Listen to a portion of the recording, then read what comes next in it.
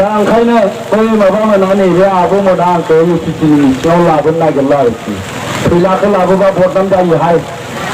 दा फैलाखौसो नायनो फैदों होननानै बुङो बेबायदि होनबाय थायो आरोखि दा बेखायनो रायजो राजा नोंथांमोन आङो बिदिनिफ्राय एसे दोरोदहांबायसो थादों आरोखि दा फैदों नोंथांमोननि जायगा जिथु लामाजों फैबाय बिराद गोबाव जाबायमोन बेबायदि लामाजों फैनो मोनिया थारैनो नोंथांमोननि बे जायगायाव बे बिटिसिनि नेटवर्कआ नांबाखै नङा होमबा दा दहाय नोंथांमोननि बिजाथिया बुंलांबाय जे बेफोर खामानिखौ मावनाय जागोन आंबो दहायनो बुंदों दा बेफोरबायदि ओनसोलखौ लानानैसो जोङो आन्दलन खालामदोंमोन नङा होमबा बेफोर जायगायाव थालांदों जोंनि एनडिबि भाइफोर बा बै समनि एक्सडिएलसिफोरानो जा नङा होमबा बेफोरबायदि ओनसोलाव थानानैसो आन्दलन खालामदों बेफोरबायदि ओनसोलखौ डेभेलप खालामनांगौनि थाखाय खिन्थु दिनै बेफोरबायदि ओनसोला बेनोबो जानानै दङ दा बेफोरनि बिबानखौ जोङो दिनै लानो थाखाय आवगायबोदों जे बे बिटिआरनि गेजेरजों सरकाराव फैनायनि उनावहाय मानोना नोंथांमोनखौ बुंगोन इउपिपिएल हान्जाया देग्लाय सरकाराव फैगोन बे दिनैनि दिनावहाय 100% जाखानानै दं रायजो राजा नोंथांमोन मानोना जोङो बे माबायाव बिटिसिआव जेसेबांखिनि समस्तिफोर दङ 1 नाम्बार समस्तिनिफ्राय लानानै 40टा समस्ति बेफोर समस्तिफ्राव जोङो गिदिंबाय रायजो राजाफोरजों रायलायबाय मत बिनिमय खालामबाय जोंनि बुथ कमिटिनि जोंनि प्राइमारिनि जेसेबांखिनि दैदेनगिरिफोर दं जेसेबांखिनि खामानि मावबोदों बेफोरनि गासै रिपर्टफोरखौ जों लाजोबनायनि उनाव जों दिनै नुनो मोनबाय जे गासै माने बिटिसि ओनसोलावनो जेसेबांखिनि मानसिफोर दङ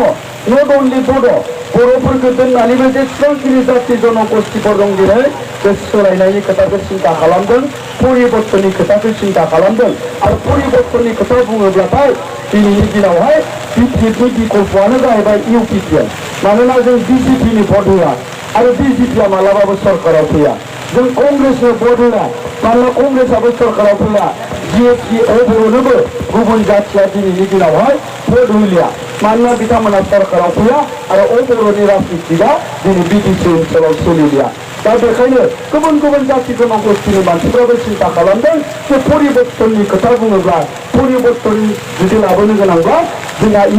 इउपिपिएलनि अनगायै जोंहा जेबो बिकल्प गैया होननानै दिनै गुबुन गुबुन जाथि जनगोष्ठीनि मानसिफ्राबो बे इउपिपिएल हान्जानो भट होनो थांबाय दं रायजो राजा नोंथांमोन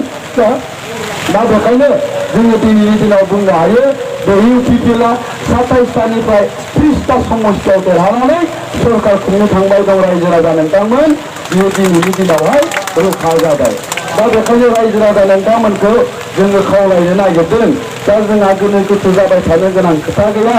जोङो दिनै 500 थाखा 1000 थाखाजों बायजानायनि सम गैला रायजो राजा नोंथांमोन बेबायदि जों सिगाङाव बायजाबोबाय थाबाय नङा होमबा आरो बेबायदि बायजाबोबाय थानांनायनि थाखायनो दिनै जोङो बन्सित जानो गोनां जादों आरो बे बन्सित जानाया बांसिनै जोंनि गोरिब गुन्द्रा मानसिफ्रासो बांसिन बन्सित जानो गोनां जादों मानोना बिथांमोना बे गोरिब गुन्द्राफोरखौनो टारगेट खालामनानै लायो दा बेखायनो रायजो राजा नोंथांमोन जोङो दिनैनि दिनावहाय बायजानायनि सम गैया जोंहा जोंनि भबिष्यतनि थाखायसो भट होनो नांगोन नङा होमबा दिनै जोङो 500 थाखा लानानै जुदि बिटिएफनो भट होयोब्ला आरोबाव गावखौ जों मा खालामनाय जागोन 500 थाखानि थाखाय 5 बोसोर फाननाय जागोन नंगौना नङा रायजोफोर दिनै नोङो 1000 थाखा लानानै गाबोन जुदि बिटिएफनो भट होयोब्ला मा जाखो बियो 5 बोसोरनि थाखाय बे गावखौ बिटिएफनो बन्दक होनाय जाबाय नंगौना नङा खारन नोंनि भटखौथ' नोङो दिनै भट होनानै नों गाबोन बेखौ सोलायफिननो हायो नामा सोलायफिननो हाया बेखौ सोलायनो गोनांबा जोंनो 5 बोसोर टाइम नांगौ बेनि ओंथियानो जाहैबाय मा